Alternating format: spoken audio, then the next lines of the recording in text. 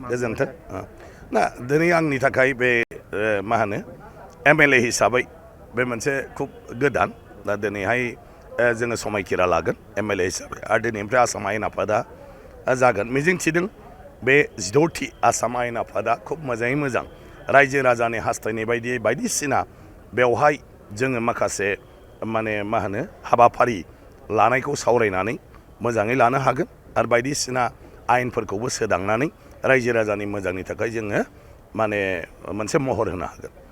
देग्लाय नोंथाङा मन्त्रि मोनसे मासि मोननायनि बा नोंथाङा माबायदि हास्थायनाय बेबायदि गैया माने बेबायदि गैया माने मन्त्रिखौ गिबि मन्त्रि बिथाङासो गावनि माने नांगौ बायदि टिमखौ बानायनानै लायो ओंखायनो बे बेलायाव जोंहा 82सा BJPहा MLA दङ 82 सानि गेजेराव जोंनि मानाव गेदेर माने गिबि मन्थ्रिया जायखौनो लागोन बेसो जागोन। नोंथाङा माबायदि आसा खालामो मन्त्रि मासिखौ लानानै? ना आं जेबो आसा खालामाखै बेवहाय आसानि खोथा गैया जों टिम हिसाबै खामानि मावदों MLA हिसाबै आं खामानि मावलांबाय थागोन। देग्लाय BTCनि जौगाथायनि लोगोसे माबायदि खामानि मावनो? ना बेवहाय जोंनि BTC खुंथाया गासिबो हाबाफारि लागासिनो दङ आसाम सरकारनिफ्राय जिखिनि बेवहाय माने मदद होनांगौ दं बेखिनिखौ मदद होबाय थागोन।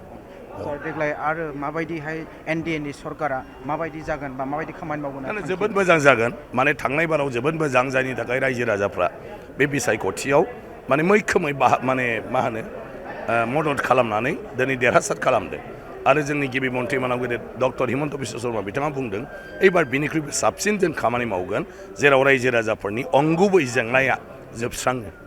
गोजोन्थों ना दिनै आंनि थाखाय बे मा होनो MLA हिसाबै बे मोनसे खुब गोदान दा दिनैहाय जोङो समायखिरा लागोन MLA हिसाबै आरो दिनैनिफ्राय आसाम आयेन आफादा जागोन मिजिंथिदों बे 16थि आसाम आयेन आफादा खुब मोजाङै मोजां रायजो राजानि हास्थायनाय बायदियै बायदिसिना बेवहाय जोङो माखासे माने मा होनो हाबाफारि लानायखौ सावरायनानै मोजाङै लानो हागोन आरो बायदिसिना आयेनफोरखौबो सोदांनानै रायजो राजानि मोजांनि थाखाय जोङो माने मोनसे महर होनो हागोन।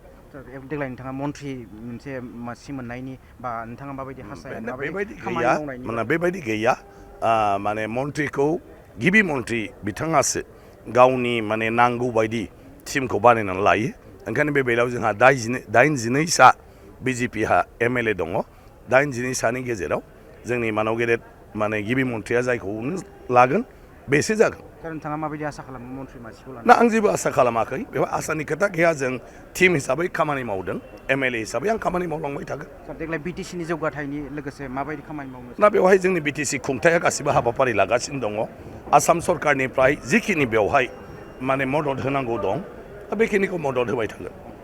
देग्लाय आरो माबायदिहाय NDAनि सरकारा माबायदि जागोन बा माबायदि खामानि मावगोन? जोबोद मोजां जागोन माने थांनाय बाराव जोबोद मोजां जायनि थाखाय रायजो राजाफ्रा बे बिसायख'थियाव माने मैखोमै माने मा होनो मदद खालामनानै दिनै देरहासार खालामदों आरो जोंनि गिबि मन्त्रि मानाव गेदेर डक्टर हिमन्त बिश्व शर्मा बिथाङा बुंदों एबार बिनिख्रुइबो साबसिन जों खामानि मावगोन जेराव रायजो राजाफोरनि अंगुबै जेंनाया जोबस्राङो।